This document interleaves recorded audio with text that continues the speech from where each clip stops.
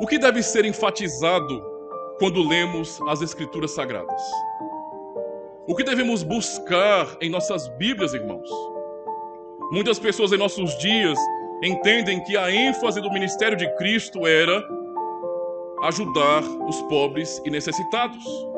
Foi por isso que, segundo eles, Cristo confrontou a elite da época, a elite religiosa de seus dias, e por isso realizou milagres como, por exemplo, a multiplicação de pães e peixes. Porque para este Jesus era um tipo de revolucionário ou de alguém voltado apenas para as causas sociais.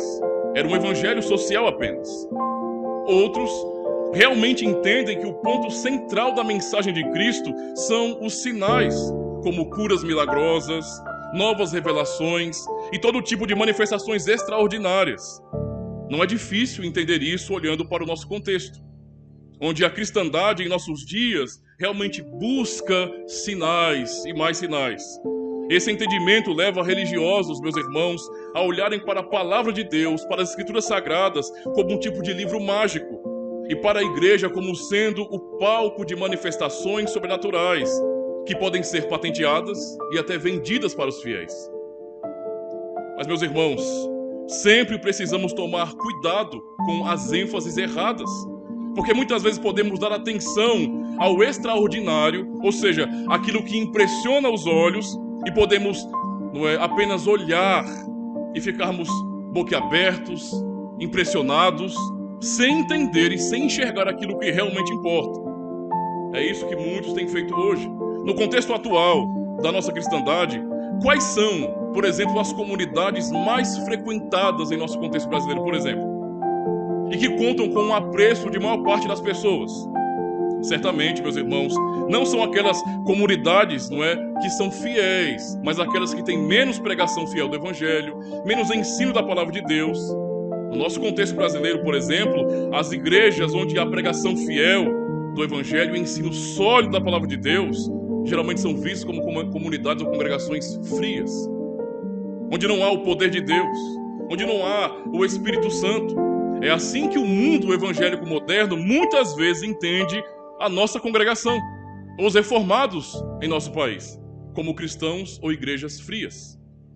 A busca por novidades religiosas, experiências espirituais, sinais espantosos, novas revelações é o que tem conquistado cada vez mais o grande público de nossa geração. Mas qual foi a ênfase do ministério de Cristo e, portanto, de sua igreja? Qual é o centro, meus irmãos, da mensagem cristã? Será apenas buscar milagres? Sinais? Ora, se assim como no tempo em que Jesus pisou nessa terra, havia uma grande busca por sinais, pergunto, qual foi o maior sinal que Cristo demonstrou àquela geração?